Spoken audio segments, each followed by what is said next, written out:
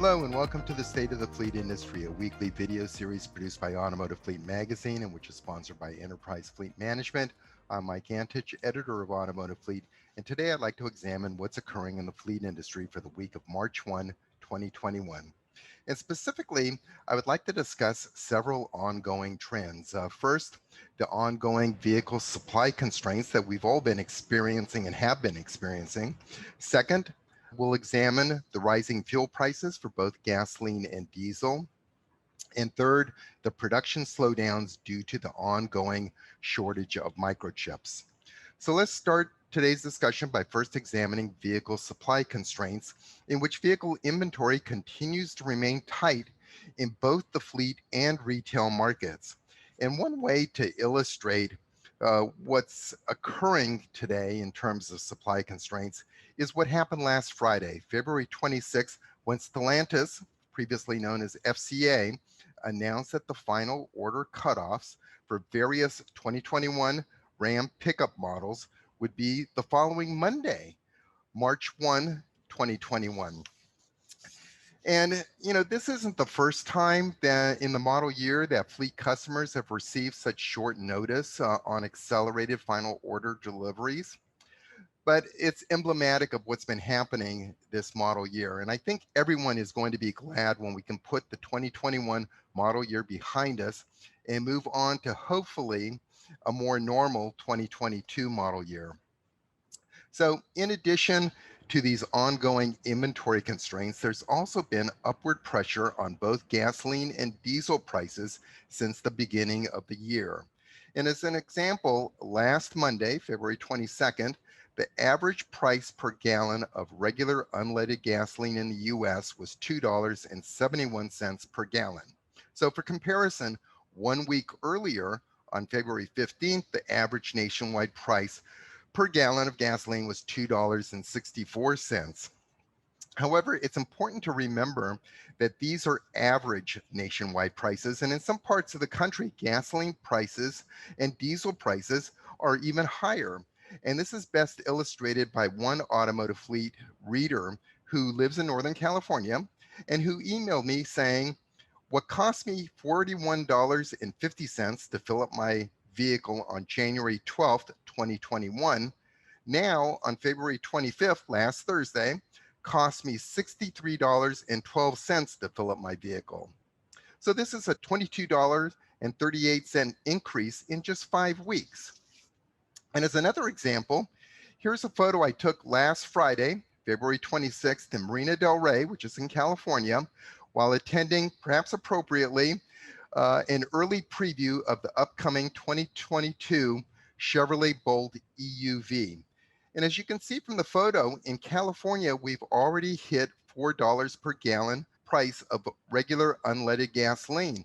And also, as you can see from the photo, the price for diesel number 2 is $3.90 per gallon. So what is the forecast for future gasoline and diesel prices? Well, the number one reference source for future fuel prices that's used in the fleet industry is the U.S. Energy Information Administration, or EIA. The EIA predicts higher prices for both gasoline and diesel, not only for 2021, but also 2022.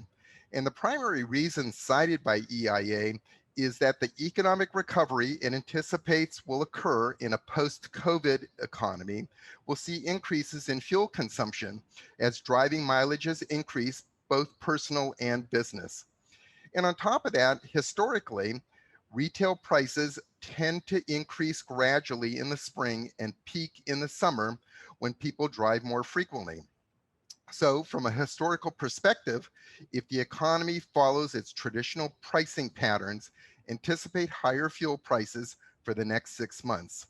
And later in the year, also anticipate that gasoline prices most likely will moderate as they have traditionally and historically, because there are fewer miles driven in the winter months. So while much of the US will see prices remain in the mid $2 range, perhaps higher, the forecast by other fuel analysts is that consumers in major cities in California and Hawaii will pay on average in the mid $3 or higher range per gallon for gasoline for most of the 2021 calendar year. And as my earlier photo from Marina Del Rey illustrates, the price of gasoline has already reached $4 per gallon at that particular station in California. Plus, the forecast is that the average fuel prices in larger cities, such as Chicago, New York City, Philadelphia, Phoenix, and Seattle, will also see price increases averaging near $3 per gallon for 2021, according to some fuel analysts. But it's important to take these forecasts with a grain of salt. There are limitations to trying to predict the future cost of fuel. It's not exactly an exact science. There are too many variables, such as weather, oil production in the US, refineries going down unexpectedly, the volume of oil exports from OPEC, and the various other geopolitical tensions that can influence the future retail prices of fuel, just to name a few. But the trajectory from today's perspective is that fuel prices are trending upwards. So the takeaway is to look for higher fuel prices as we move into the summer months.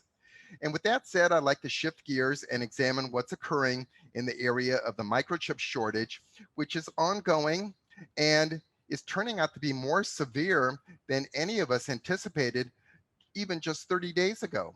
The forecast is that the shortage of microchips will continue into the third quarter of this year. All automakers are scrambling to get microchip inventory, but there are long lead times for these semiconductors, so this won't happen immediately.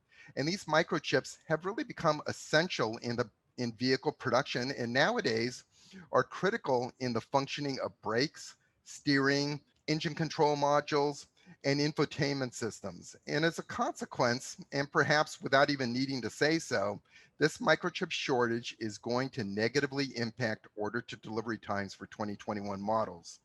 So, in addition to the shortage of microchips that's impacting the automotive industry, it's also threatening to be a drag on overall economic growth in the country as we're trying to rebuild a post COVID economy.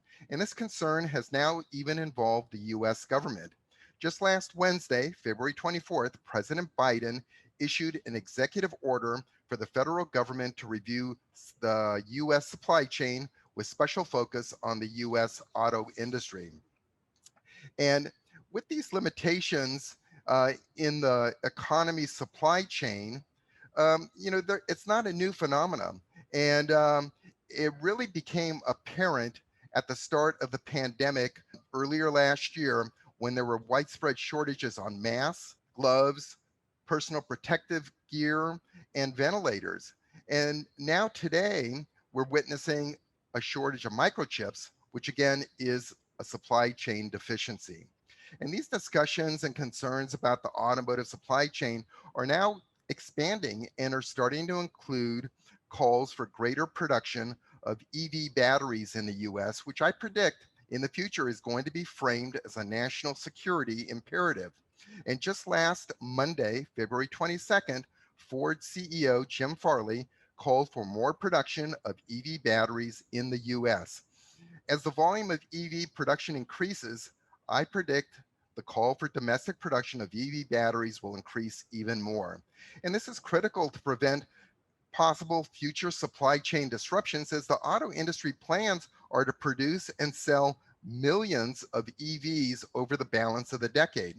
But this is starting to turn around and is best illustrated by GM, which is building its Ultium battery in Ohio, and I'm convinced other OEMs will soon follow suit. But since we're running short on time, let me cover in bullet points some of the other big fleet developments that have occurred in the past week. And one big announcement was that the US Postal Service has committed that 10% of its future delivery fleet will be electric vehicles. And this includes not only vehicles built as EVs, but also units that will be retrofitted into EVs at a later date. And this is on top of the federal government's earlier commitment to convert the entire 600,000 unit federal fleet to be 100% electric vehicles.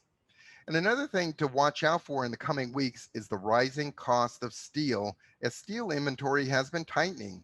And if this continues, it will impact pricing in the upfit industry. But some upfitters are being proactive and have had the foresight to buy steel in bulk with the idea of sourcing their steel supplies before prices go up even further.